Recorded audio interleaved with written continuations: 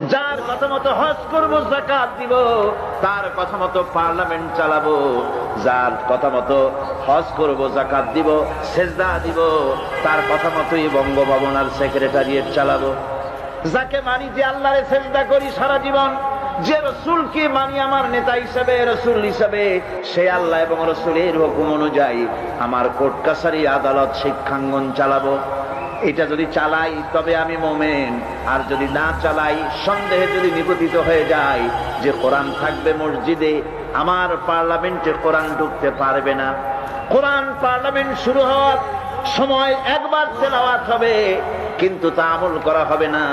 অনুষ্ঠানগুলি শুরু হবে কোরআন দিয়ে, কিন্তু তা আমল করা হবে না।